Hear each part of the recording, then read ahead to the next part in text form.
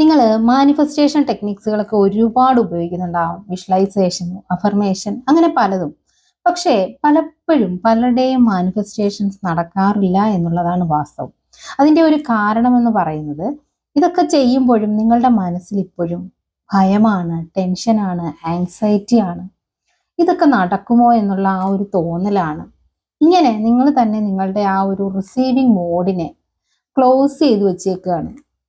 ഒരിക്കലും യൂണിവേഴ്സിന് ആരോടും ഒരു പാഷ്വാലിറ്റിയും ഇല്ല എന്ന് മനസ്സിലാക്കുക.